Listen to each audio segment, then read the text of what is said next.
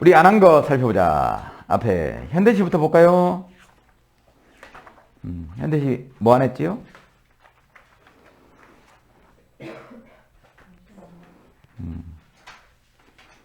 현대시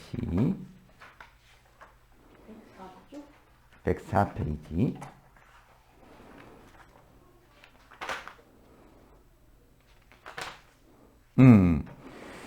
문정의 이별 이유하고 정호승의 강변역에서라는 작품, 뭐 간단하게 이별을 얘기하는 작품들인데, 이별을 대하는 화자의 태도의 차이에 대해서 이야기를 하는 시야. 그래서 두 작품의 태도상의 차이점을 살펴봐라. 4번 보기를 잠깐 봐주세요. 문정의 이별 이유와 정호승의 강변역에서는 모두 남녀간의 이별을 소재로 이별의 아픔을 형상화하고 있다. 공통적으로 이별의 아픔을 드러내고 있다. 두 작품 모두 이별한 화자의 내밀한 심리를 드러내면서 이별하는 사람에 대한 화자의 사랑을 드러내고 있다는 공통점이 있는데, 이게 중요한 게 아니고 뒤에 게 중요하겠죠? 이별에 대응하는 상이한 양상과 인식을 드러내고 있다. 쉽게 얘기해서 태도상의 차이점이 있다는 얘기야. 그럼 가는 어떤 태도를 취하고 나는 이별에 대해서 어떤 태도를 취하는지가 가장 해석의 관건이겠죠. 자, 가 들어가 볼게요. 가는 정서가 직설적으로 표출되어 있다는 게 특징 중에 하나야. 자, 내용 볼게요. 너 떠나간 지 세상에 달려그런 열흘이 됐어. 실제적인 구체적인 시간이겠죠? 열흘 됐어요. 근데 내 피에 달려그러는 10년이 돼서, 이거는 심리적 시간이겠죠? 그만큼 오래된 것처럼 가슴이 아프다. 뭔가 피해 시간이라고, 피해 달력이라고 표현했다는 얘기는 내가 그만큼 뭔가 고통을 참고 인내했다. 그 시간이 너무나 길게 느껴졌다. 좀 약간 부풀렸지, 그치? 과장돼 있죠?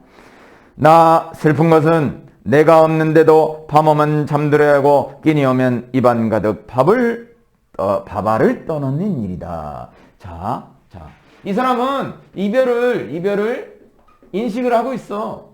이별을 인식을 하고 있어. 근데 이별을 받아들이는 게 아니라 인식을 하는 거지.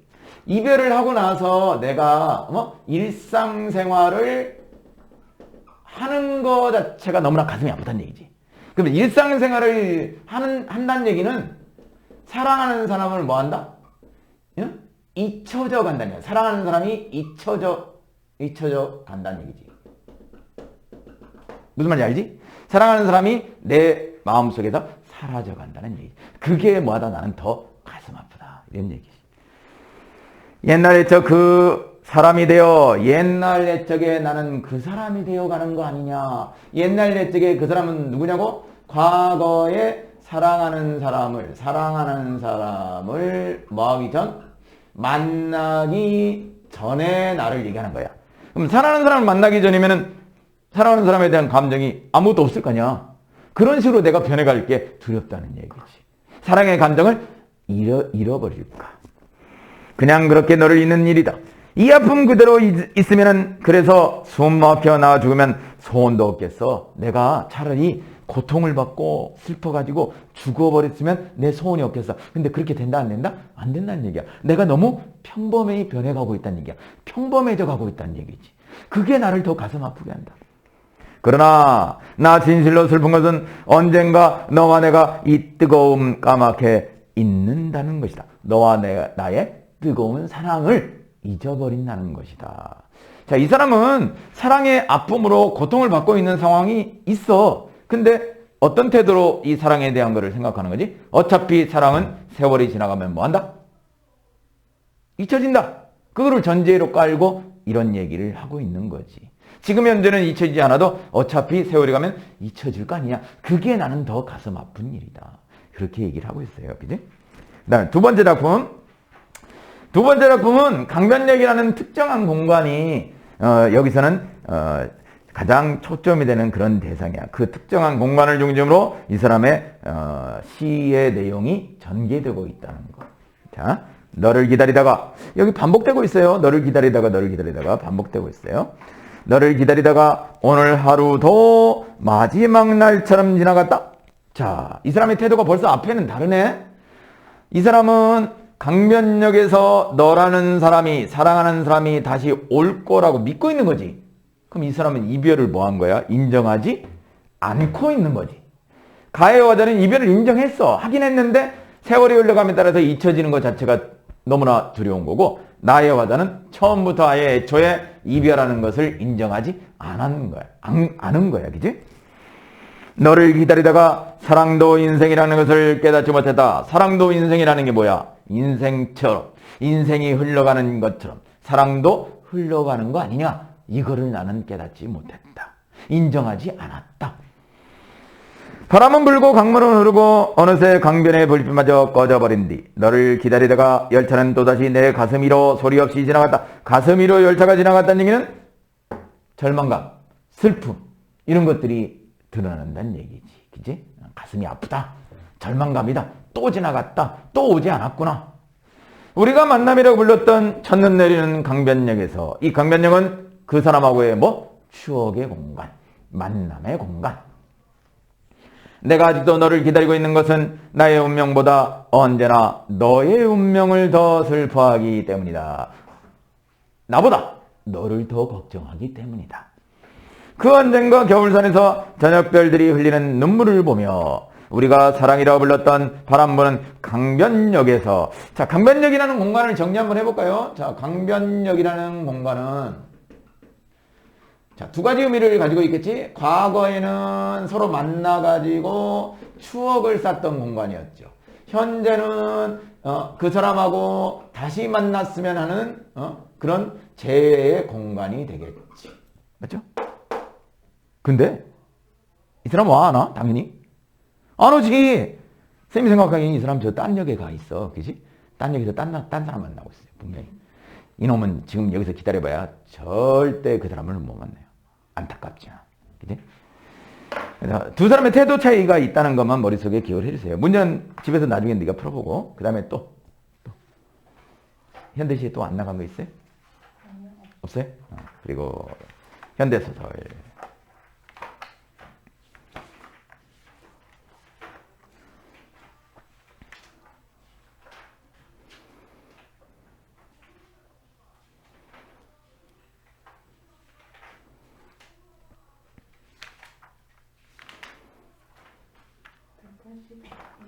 180?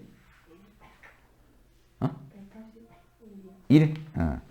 1에서 몇 편? 181에서 191까지 안 했다고? 몇 작품이야? 3개. 그지? 181을 봐주세요. 181에 나와 있는 작품은 후송이라는 작품인데, 군대 내에서 일어나는 일인데, 이제 군대에서 뭔가 아프면은, 군대 생활을 제대로 못하면은 병원으로 이제 후송을 가야 되는데, 그 후송을 가기 위해서 군대 내에서 상당히 힘겨운 일이 일어나. 왜 힘겨운 일이 일어나냐면은, 후송을 가기 위해서는 눈에 보이는 상처가 있어야 되는데, 팔이 부러지거나, 아니면 뭐가 터져가지고 피가 나거나, 이러면 후송을 보내주거든. 눈에 보이니까, 그지? 근데 눈에 보이지 않는 병이 있을 수 있거든. 예를 들어서 정신병이 도져가지고 도저히 생활을 하지 못한다. 이런 병이 있으면은 그거를 증명해야 되는데 그게 눈에 보이지 않는 상처이기 때문에 그거를 군대 내에서 용납을 안 해준다는 얘기지. 후송을 가는 게 상당히 힘겹고 어려운 일이다. 이거를 여기서 얘기를 하는 거야. 그리고 군대 내에서는 개인적 아픔이 중시되는 게 아니라 절차가 더 중요하다는 걸 강조해. 절차를 지켜서 네가 아픈 것보다 이 절차에 따라서 네가 후송을 가는지 안 가는지 결정을 해야 될 거 아니야. 이런 거를 더 강조한다는 거를 보여주는 그런 소설이지. 그지? 자, 내용 봐주세요. 그럼 어디가 아프세요? 자, A 부분이 가로로 묶어져 있어요. 그리고 뒤로 넘어가면 B가 또 있어요. 눈으로만 봐도 A는 대화가 많이 나와 있고 B는 서술이 많이 나와 있어요. 그지? 일단 들어가 볼게요. 어디가 아프세요? 어디 봅시다. 자, 성중이라는 사람이 뭔가 아파가지고 귀에 이명이 들려. 귀에서 막 이상한 소리가 들려. 근데 그건 눈에 보이지 않잖아. 그 아픈 거를 가지고 군의관한테 가가지고 진단을 받으면서 후송을 보내달라고 얘기하는 부분이야. 이쪽은 이상이 없고 저쪽을 봅시다. 오른쪽은 더 이상이 없을 겁니다. 그래요? 그런데 귀에서 소리가 난다는 말씀이죠? 그렇습니다. 후송하라는 소리가 납니까? 이거 약간 비꼬고 조롱하는 듯한 말이지? 귀에서 후송 소리가 납니까? 이거 너 꾀병이지? 이런 식의 의도잖아. 조롱하는 내용이야. 농담할 기분이 아닌데요. 성중이는 약간 고지식한 성격의 인물이야. 자기가 생각하는 그 주관은 끝까지 밀고 들어간다는 그런 생각을 가지고 있는 사람이 바로 성중이죠. 그러시겠지요? 농담은 그만둡시다. 진찰도 끝났습니다. 이상 없습니다. 퇴원하십시오. 퇴원은 성중이는 군의관을 똑바로 쳐다보면서 말했다. 다 나은 사람이 하는 거겠지요. 계속해서 군의관한테 뭔가 반발을 가지고 반감을 가지는 행동을 하고 있지? 나을 것이 없어요, 장교님은. 그럼 제가 여기까지 놀러 왔단 말씀입니까? 그리고 나을지 안 나을지 치료도 안 해보고 단언할 수 있습니까? 치료할 것이 없다는 말씀입니다. 적어도 내가 보기는요. 자, 여기까지의 내용은 당연히 누구하고 누구의 대화야? 자, 군의관하고 성중이의 대화인데 이 두 사람의 의견이 서로 좁혀지지 않고 있잖아. 그지? 그럼 두 사람의 갈등이 여기서는 초점으로 나타나 있다. 그거 하나를 체크하고 그 다음 그 단서가 중요합니다. 여기서 발견되지 않았다고 해서 반드시 병이 없다는 거 아니겠죠? 혹시 도움이 될지 모르겠지만 여기 성중이는 호주머니에서 청력표를 꺼냈다. 자, 성중이가 호주머니에서 청력표를 꺼냈는데 이 청력표는 전문의가 진단한 결과표거든. 그럼 이 결과표를 보고 이 군의관의 태도가 어떻게 될까? 똑같을까? 바뀌게 될까? 바뀌어지게 되지. 왜냐면 이거는 절차가 필요한 거를 거쳤다는 얘기잖아. 눈에 보이는 결과지잖아. 그지? 그러니까 이걸 보고 군의관의 태도가 바뀌게 돼요. 자, 전문의 진단 결과가 있습니다. 군의관이 괜찮다고 하는데 왜 자꾸 그러시죠? 그는 청력표를 받아서 병원만 했다. 그러나 아픈 것은 군의관이 아니니까요. 아픈 것은 내가 아픈 거 아닙니까? 성중이는 군의관을 주시했다. 군의관은 청력도표를 대강 훑어보았다. 그의 시선은 그 아래에 있는 영문으로 날인된 군의관의 의견란에 멎었다.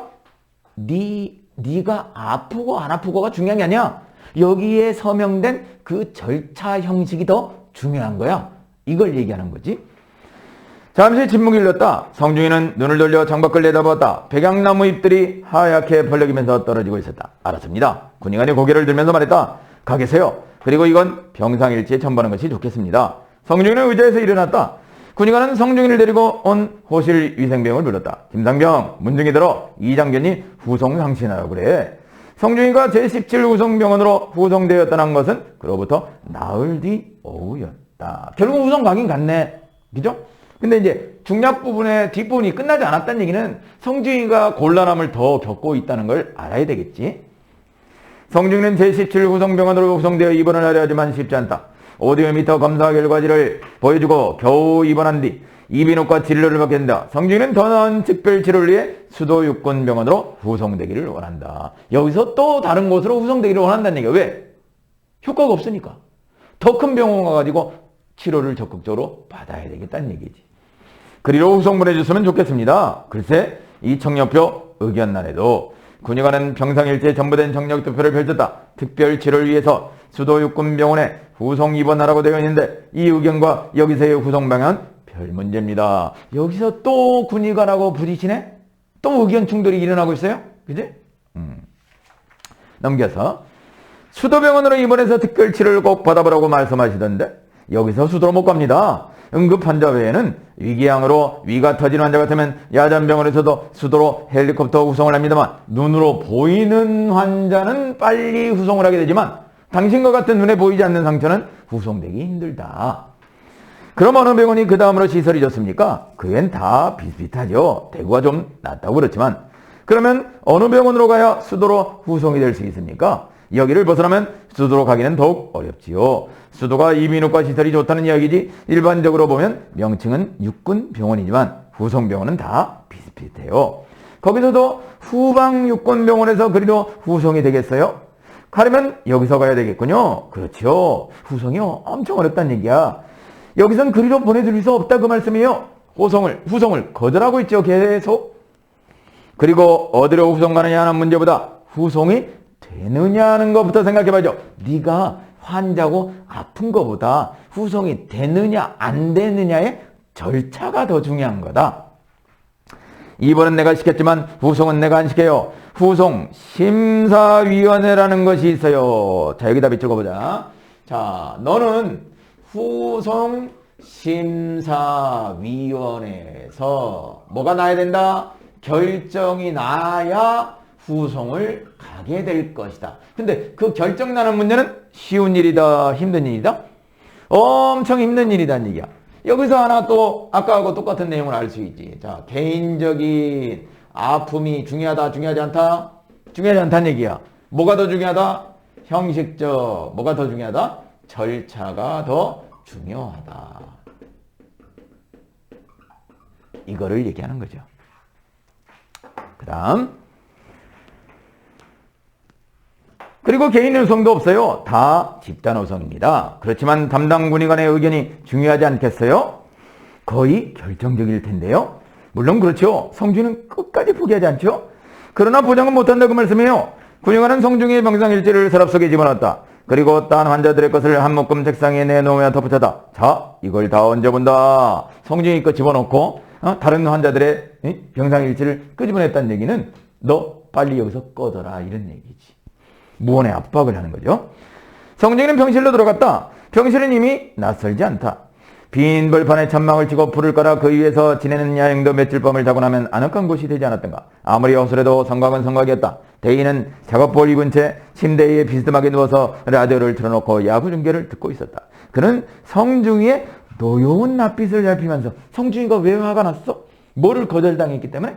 후송을 거절당했기 때문에. 처진 결과를 물었다. 성중이는 대강 이야기해줬다. 듣고 나서 대인은 충고했다. 약을 써요, 약을 써. 자, 여기 이상한 게 하나 있어요. 여기 대이라는 사람이 성중이한테 뭐를 쓰라고 얘기하지? 약을 쓰라고 얘기를 해. 근데 잘 봐. 성중이는 환자야. 환자가 의사한테 약을 쓰는 경우가 있어 없어? 없잖아. 의사가 환자한테 약을 써야지. 그럼 여기서의 약은 우리가 알고 있는 그 약이 아니네. 그럼 무슨 약이야? 뭐를 먹이란 얘기잖아. 뭐. 그래야 너가 후송 빨리 간다. 뭘 줘라?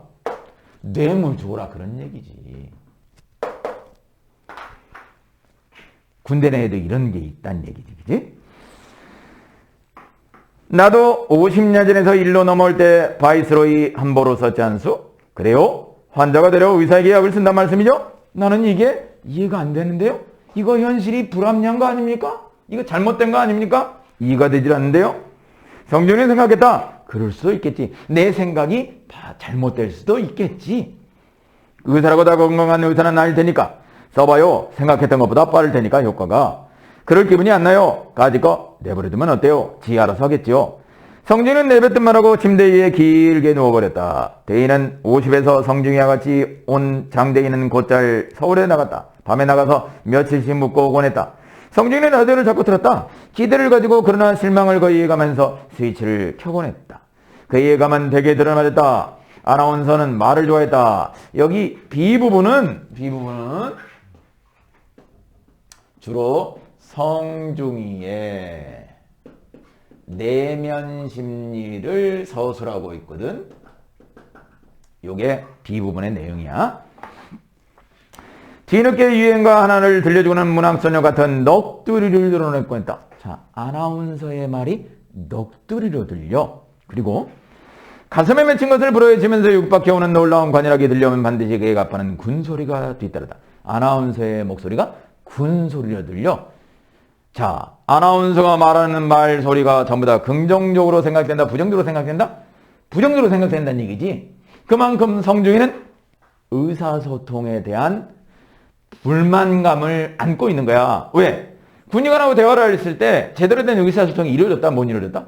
이루어지지 못했다는 얘기야. 그래서 말하는 게 싫어진 거야. 그러니까 라디오에서 들려오는 아나운서의 목소리도 듣기 싫어진 거지. 대화가 번거로워지고 말마저 귀찮아져서 생각조차 하기 싫었다. 싫어질 때 돌부처가 되지 않는 방법은 음악이 있었다. 음악은 강요함이 없이 언어 이상의 것을 말해주었다.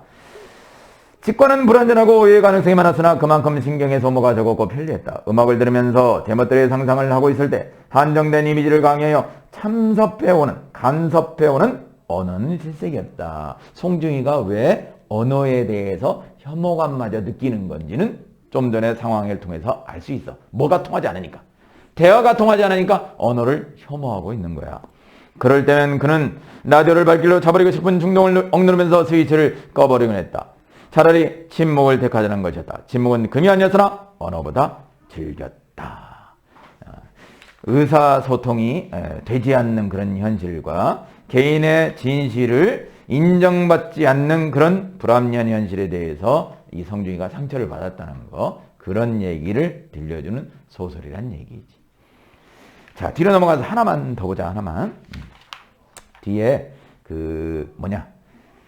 도요새에 관한 명상이라는 소설이야. 이 소설은 산업화 시대에 그 시대적 상황이 70년대에 독재 정권의 상황이기도 했어요. 그 시대 상황 속에서 뭔가 상처받은 사람들의 이야기를 여기다가 실어놓은 거야. 상처받은 사람이 한 사람이 아니고 여러 사람이 있거든. 그 등장인물이 세 사람이 나오는데 그 핵심적인 세 사람들이 같이 전부 다 여기에 나오는 한 사람하고 여기에 나오는 한 사람하고 여기에 나오는 한 사람이 전부 다 무슨 새하고 관련돼 있어? 도요새하고 관련돼 있어요. 그지? 여기는 아버지가 되겠고 여기는 병국이가 병국이 맞아요? 병국이. 그 다음에 마지막이 누구야? 병식이. 그지? 병식이. 병국이는 첫째 아들이고 병식이는 둘째 아들인데 이 세 사람이 도요새하고 관련된 생각의 차이를 보여주고 있는 소설. 문제 중에서 저기 3번 문제를 잠깐 봐주세요. 3번 문제를 잠깐 봐주세요.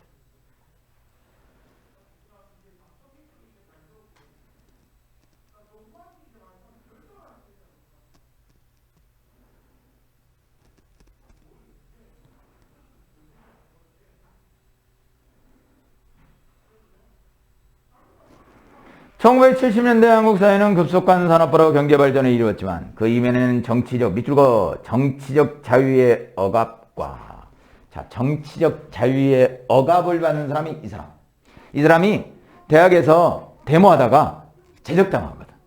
그래서 이 데모하다가 제적당한 이 병구이가 삶에 대한 뭔가 회의감을 가지고 고향으로 온 거야. 그래서 고향에서 도요새를 이렇게 촬영하고 도요새를 보호하는 역할을 하고 있어요. 그 병국이. 그 다음 분단의 고착화 밑줄 그어봐. 고착이 뭐지? 머물러 있다는 얘기잖아. 분단이 해결되지 않고 오랫동안 굳어져 버렸다는 얘기지. 그러면 분단하고 관련된 인물은 이 아버지가 고향이 북쪽이거든. 근데 이 사람은 북이 고향이면서 이 북을 그리워하는 생각을 가지고 있어. 왜냐하면 북쪽에 사랑하는 가족들이 있었는데 남쪽으로 내려와 가지고 남쪽에서 지금 또 가족을 이루었거든. 그지? 뭐? 도요새.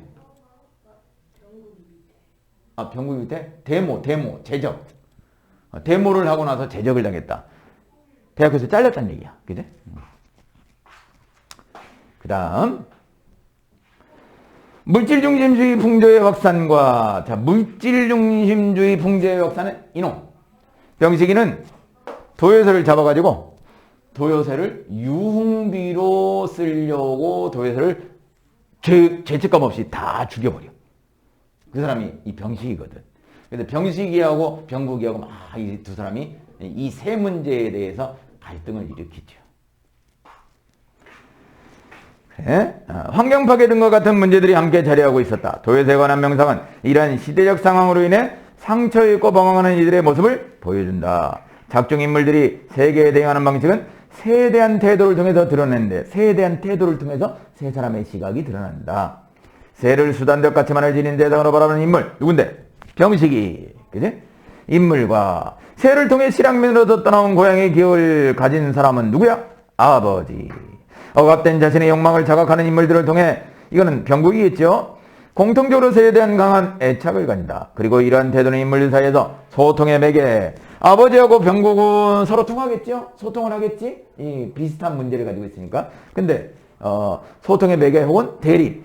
병국이하고 병식이는 서로 대립을 하게 된다는 얘기지. 자, 앞으로 넘어갔어. 새처럼 모든 구속으로부터 나를 해방시키고 싶었다. 나는 자유로워지고 싶었다. 내 고통의 원인을 제공한 이 땅을 멀리 떠나. 이 땅이 바로 억압의 땅이었고 구속의 땅이었어. 이 병국이가 당한 그런 억압의 장소가 이 땅이었단 말이야. 그래서 그 땅을 벗어나고 싶어. 그랬을 때 새가 이 병국이한테 자유를 꿈꾸게 해주는 대상이었다는 얘기지. 멀리로 완전한 자연이 되어 떠나고 싶은 마음이 나그네 새를 볼 때마다 간절하게 사무쳤다. 윤회설을 믿지 않지만 이생에서 새로 변신할 수 없다면 내 새에서라도 새가 되어 태어나고 싶었다. 인간이 되기를 소원하는 새가 있다면 나는 기꺼이 그 새와 나를 바꾸고 싶었다. 선택권을 준다면 새 중에서도 시베리아나 저 둔드라가 고향인 도요새가 되어 높게 멀리 날고 싶었다. 병국이에게 도요새는 절대적 자유의 표상이야. 왜? 이 나라에 희망이 없잖아. 그러니까 도요새가 철새니까 다른 나라로 멀리 자유를 찾아서 떠나가고 싶다는 얘기지. 절대적 자유의 표상. 나는 동진강악으로 내려가다가 삼각주 갈대밭을 제목과 남쪽으로 뚫린 큰 길로 접어들었다. 한쪽으로 바다를 낀 그 길로 500m쯤 내려가면 해안 경비군 터겐대가 있었고 다시 그만한 거리를 더 내려가면 용폴이란 옛 포구가 있었다. 내가 고등학교 다닐 적만 해도 축항에 소형 발동선이 다들 내렸고 머리폴에 그물이 어수선하게 널렸던 웅폴이었는데 내륙 쪽에 공단이 조성되고 난 뒤 미출거 이제 포구가 아니었다. 동남만 연안이 폐소오염으로 고기가 잡히지 않을 즈음 옹포리까지 포장도로가 닦이자 그것은 유흥가로 변해버렸다. 자, 여기 이 부분은 1970년대 상황을 보여주는 거죠. 산업화의 영향으로 인해 가지고 환경오염이 일어나는 거죠. 그 환경오염이 이거 어촌 구석까지 내려오게 된 거야. 환경오염에 대한 얘기지. 사회문제. 그 다음 불과 3년 전이었다. 처음 어민들은 해변가에 포장주막을 차리고 즉석 매운탕과 생선회를 팔기 시작했다. 물론 물고기는 부근 어촌에서 받아왔다. 그러자 작업복에 안전모를 쓴 공장 기술자들이 출퇴근용 자전거나 오토바이를 타고 웅포리로 몰려나왔다. 장사가 솔솔이 잘 되자 버스 노선까지 생겼다. 동기나 만지는 시내 투기꾼들이 웅포리 여자까지 갖춘 금방석집을 벌였다. 웅포리는 단박 소문난 유흥가로 발전했다. 이제 부정적인 모습이겠지, 그지? 그 다음 A 부분. 자, A 부분의 서술상 특징이 어떤 식으로 드러나는지를 머릿속에 생각하면서 읽어 내려가야 되겠지, 그지? 나는 웅포리로 가는 참이었다. 자, 나라는 사람이 대상이에요. 여기서는 그곳으로 가면 내가 늘 찾는 집이 있었다. 유흥가에서 좀 떨어진 암벽 아래 아바이 집이라는 해묵은 소주집이 있었다. 칠순에 가까운 할머니가 손자 하나를 데리고 소주에 매운탕을 파는 들어앉은 주막이었다. 그 할머니는 함경난도 함흥에서 6.25 전쟁 흥남철수 때 피난 내려온 38따라지로 월남했단 얘기야. 이 집을 아버지가 자주 가는 이유가 뭐 때문이겠어? 아버지도 월남한 사람이잖아. 동병상련의 정서를 느꼈기 때문이겠지. 나는 그 술집을 아버지로부터 소개받았다. 그 다음에 서울서 내가 납창했을 무렵, 이거는 현재 시점이 아니죠? 언제 얘기야? 서울에서 내가 낙항했을 무렵 아버지하고 여기 가가지고 겪었던 일을 지금 얘기해 주는 거거든. 이건 과거 시점이야, 알겠지? 내가 과거에 아버지하고 대화를 나눴을 때 얘기야. 어느 날 아버지를 나는 데리고 아바이 집으로 갔다. 이젠 너도 아버지와 같이 잔 나눌 때가 된 것 같아. 내가 어릴 적부터 나는 사실 오늘같이 이런 날을 기다린 셈이지. 자식과 술 한잔 함께 할 날을 말이야. 내 맺힌 과거사를 들으려면 역시 맏아들밖에 없어. 아버지는 한 맺힌 과거를 가지고 있고 맏아들인 병국이하고 소통이 잘 된다는 것을 보여주는 거죠. 너밖에 없어. 목노에 소주병 놓고 앉아 아버지가 나에게 말했다. 그날 나는 아버지와 많은 이야기를 한다. 서로 소통이 됐다는 얘기야. 소통이. 서로 매개가 됐다는 얘기죠. 아버지가 동해를 볼 때 느끼는 의미며 도요새를 사랑하는 여를 처음으로 가슴 깊게 새겼다. 자, 아버지가 도요새를 사랑하는 입장은 뭐 때문이죠? 도요새를 통해서 뭐를 봤기 때문에? 고향을 본 거잖아. 그지? 고향으로 자유롭게 날아간다고 도요새가 생각했기 때문에 이 도요새를 아버지가 좋아하는 거야. 내가 유행군 포로가 되자 나는 곧 전향을 했어. 아버지가 말했다. 나는 내 뜻에 따라 국군으로 자원 입대하는 셈이지. 6개월 뒤 금화 전투에서 훈장을 받고 난 육군 소위로 승진되어서 그때가 1사후 때 끝난 뒤였으니 그로부터 다시 고향 땅을 못 받고 말았다는가. 고향 땅이 수복되면 가족 데리고 이남으로 내려오는 꿈을 꿨던 게 모두 수포로 들어갔어. 내가 변하기 시작한 게 그때부터야. 껍질 깨고 세상으로 나오는 병아리가 다시 달걀집으로 들어가고 싶어 했으나 이미 원상태가 불가능한 경우랄까. 아버지는 마음속에 큰 상처를 안고 살아왔던 거야. 그 상처가 해결됐어, 안 됐어요? 해결되지 않았지, 그지? 아버지는 주머니에서 수첩을 꺼냈다. 수첩을 뒤져니 낡은 편지 봉투를 집어냈다. 아버지 손이 떨렸다. 나는 아버지가 또 고향 통천에 두고 온 조부모님과 두 삼촌 고모 두 분과 함께 찍은 옛 사진을 보여주는 줄 알았다. 사진을 본 적이 있었나 봐. 나는 이미 그 사진, 낡은 사진을 수십 차례 더 보았다. 그러나 아버지가 꺼낸 사진은 명함 크기의 큰 가족사진이 아니었다. 색날과 누렇게 바래진 우표만한 사진이었다. 다른 사진이야. 이 서술자가 본 적이 없는 것 같아. 넌 이제 이해할 거야. 이 사진 보더라도 나를 미워하지 않을 줄. 아버지는 그 사진을 내게 건네주었다. 모서리는 이미 날았고 거북등같이 가로 세로 주름마저 진 색바랜 사진엔 처녀 얼굴이 박혀 있었다. 갈래머리를 저고리 어깨 앞에 내린 곱상한 사진 주인이 누구인지 나는 짐작할 수 있었다. 나는 짐작할 수 있었다란 얘기는 서술자가 이 사진은 본 적이 있어요? 처음 봤어요?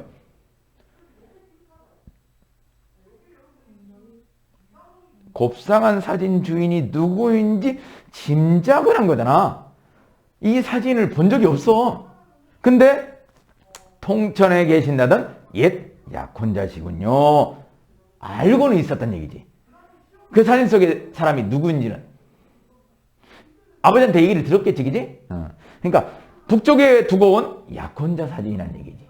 그 사람을 잊지 못했다는 얘기지요. 중요한 부분의 줄거리. 병국의 아버지는 철새가 도래할 때면 새를 보며 이북의 기억을 떠올리고 그 시간만을 살아있다고 느낀다. 병국의 어머니는 어떤 인물인지 보자. 그런 남편과 학생운동을 하다가 대학에서 재직된 병국이 경제적 능력을 갖추지 못한 채 새 때나 보러 다닌다는 것을 못마땅하게 여긴다. 어머니는 뭐를 중시하는 사람이죠? 경제적인 능력을 중시하는 사람이지, 그지? 하루는 병국이 군에 억류되는 사건이 벌어지는데 자신을 데리고 온 아버지에게 병국은 새가 집단으로 죽은 사건을 조사했었고 병식이 그 사건에 연루되어 있는 것 같다. 병식이 물질주의적 사고방식을 지닌 놈이야. 새떼를 잡아다가 팔아먹고 융비를 마련하는 그런 나쁜 놈이죠. 너 그날 석교천 방죽에서 말이야. 새를 독살하고 오던 길이었지. 병국이하고 병식이가 서로 만나가지고 의견 대립을 하고 있어요. 그래서 그게 뭐 어쨌다는 거야? 병식이는 새를 잡는 것 따위는 죄책감을 느낀다 안 느낀다? 저는 느끼지 않고 있어요. 병식 표정에서 비로소 장난기가 사라졌다. 그는 조금 전 이 얘기에 종호처럼 아주 당당한 얼굴이었다. 종호라는 사람은 병식이의 친구인데 이 종호도 마찬가지로 병식이처럼 윤리적이지 못한 사고방식을 지닌 사람이라는 뜻이지. 죄책감을 전혀 느끼지를 못해. 뻔뻔스런 자식 언제부터 그 짓했냐? 그건 그렇고 왜 새를 죽여? 죽인 새로 뭐래? 병국의 목청이 높아졌다. 주모가 술 주련자와 안주를 날라봤다. 나원 별 말코 같은 소리를 다 듣는군. 아니 날아다니는 새도 인자 있나? 형, 이 지구에 사는 새를 누가 몽땅 사들여서? 아니면 형이 매입했다는 거야? 병식이 스테인레스 잔을 형 앞으로 밀었다. 자네 술을 쳤다. 형, 우선 한 잔 꺾지. 형제 우정을 위해서. 상당히 병식이라는 놈은 이 문제에 대해서 심각한 생각을 가지고 있지 않다는 얘기지. 그리고 화제를 전환해버렸잖아. 지금 우리 술 한잔이나 해. 별스럽지 않게 생각하고 있다는 얘기야. 병국이는 다르죠. 왜 그래? 누가 내게 그 일을 시키고 있어? 그 사람부터 돼. 병국이 술잔을 미치며 소리쳤다. 왜 그래? 두 놈이나 큰 학새 같은 보조가 아닌 흔해 빠진 잡새 죽였다고 고발할 테야? 날아다니는 새 잡아 박제해서 오고 있는 건 죄가 되고 돈 많은 놈 허가는 사랑청으로 새를 잡아 영양보충하는 건 죄가 안 된다 이 말씀이야? 병식이 고숨을 치고 술을 들이켰다. 이 지구상의 희조가 계속 멸종되는 건 너도 알지? 인간이 새로운 새를 창조해낼 수 없어. 그 개떡 같은 이론 집어치워. 내가 알기론 이 지구상에 30억이 넘는 새들이 살아. 그중 내가 50마리쯤 죽였다 치자. 그게 형은 그렇게 안타까워? 그렇다면 술째 참새구이도 없애버리지 뭘. 가축인 닭도 진화를 도와 하늘로 해방시키고 조롱하지요 형을. 형의 사고방식하고 동생의 사고방식은 전혀 타협점을 찾지 못하고 있다는 얘기지. 박제는 놈은 못되겠어. 병국이가 일어나 아우의 멱살을 틀어쥐었다. 갈등이 폭발하지요. 갈등이 폭발해요. 주모가 달려와 둘 사이에 끼어들었다. 계시도 안 하는 술집에서 웬 행패냐고 주모가 다그쳤다. 주모가 싸움을 말려서 두 사람이 폭발을 멈춘 거지, 그지? 어쨌든 갈등이 해결되지 않고 얘기가 마무리되고 있어요. 됐습니까? 아이고. 그래? 힘들었겠다. 야, 우리 중간에 쉬는 시간도 없이 그냥 엄청나게 수업했다, 그지? 그래. 그래. 고생했어. 7시 반 아니고 7시. 네? 네. 가만있어 봐. 기억이 안 나. 6시 반, 7시 반. 8시. 왜냐면 선생님이 6시 반에 수업이 있거든. 8시에 수업이 끝나. 그리고 9시 반에 또 수업이 있으니까 8시부터 9시 반, 그 사이가 비는 거야. 학교를 끝나고 빨리 오면 좋은데 너는 빨리 못 오잖아. 그지? 고생했어.